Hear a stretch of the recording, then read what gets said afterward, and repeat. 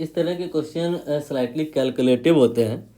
यहाँ पे कह रहे हैं कि एक लेट बुलेट है और वो पेनिट्रेट कर गई है एक सॉलिड ऑब्जेक्ट में और फिर वो मेल्ट हो गई है। डायग्राम बना लेते हैं। ये सपोज करिए एक बॉल है, यही मान लेते हैं बुलेट है।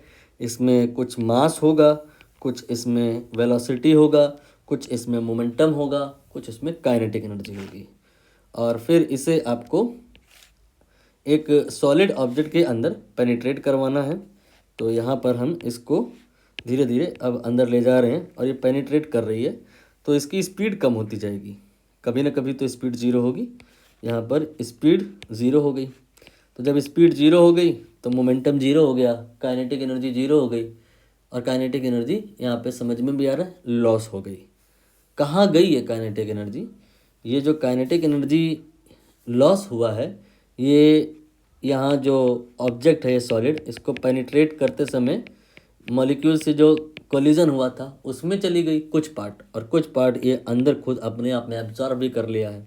तो इन्होंने कह रहे हैं 40% ये जो लॉस है ना काइनेटिक एनर्जी का, वो इसने स्वयं एब्जॉर्ब कर लिया है। 60% इसने जिसको पेनिट्रेट किया उसको दे दिया है। और यहाँ पर बहुत सारी चीज़ें बताई हैं इन्होंने। फाइनली हमें बताना क्या है, कितनी स्पीड से बुलेट आ रही थी ये बताओ। अप्रोच क्या रहेगी?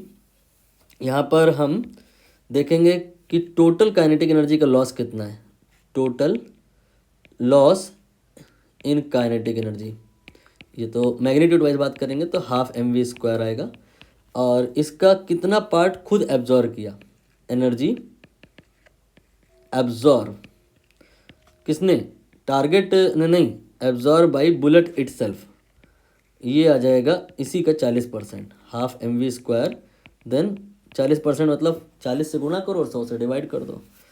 और अब ये एनर्जी जो इसने एब्जॉर्ब करी है उससे ये मेल्ट होगी।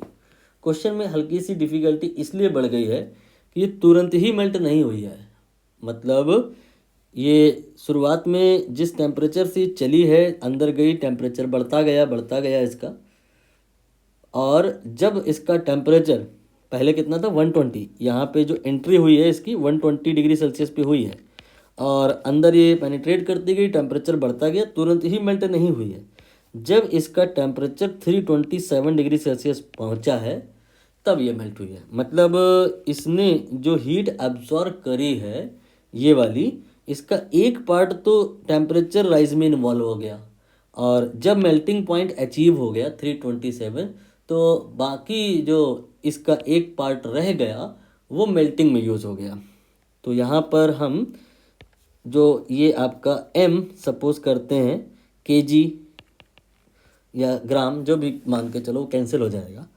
बुलेट लिए हो 0 डिग्री सेल्सियस पे, पहले इस सॉरी 0 लिख दिया मैंने, 127 डिग्री सेल्सियस पे इसको आप हीट करवाओ, सीधे मेल्ट नहीं कराओगे। तो ये आपका मेल्टिंग पॉइंट तक पहुंचेगा m kg bullet 327 degree.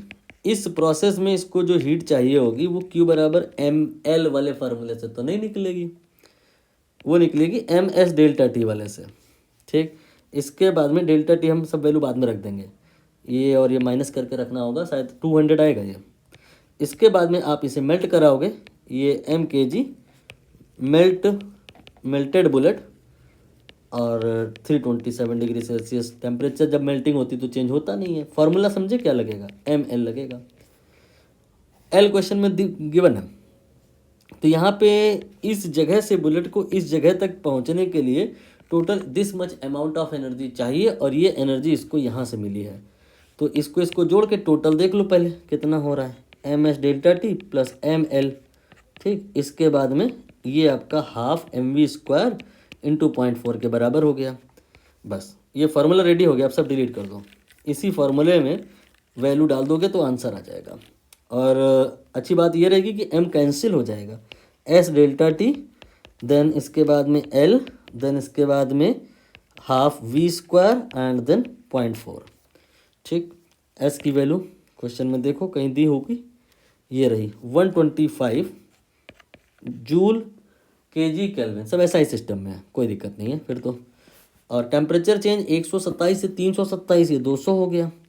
S delta T की वैल्यू हो गई। अब एल की वैल्यू देख लो, ये आपका रहा एल का वैल्यू, लेटेंट हीट, ये हो जाएगा 2.5 इंटू 10⁴। इसके बाद में ये आपका 4/10 लिखा जा सकता है ना, इसको इससे कैंसिल कर दो, तो ये हो गया 2/10 और ये हो गया v²। अब हम थोड़ी कैलकुलेशन कर लें अगर, तो आंसर आ जाएगा। कैलकुलेशन कठिन तो लग नहीं रही है, हो जानी चाहिए। यहाँ पे 125 गुणे 2 करेंगे तो ये 250 हो जाएगा और 2 जीरो आगे आ जाएंगे, और ये आपका ये भी तो वही आ जाएगा, 25,000 हो जाएगा, तो ये 50,000 हो गया।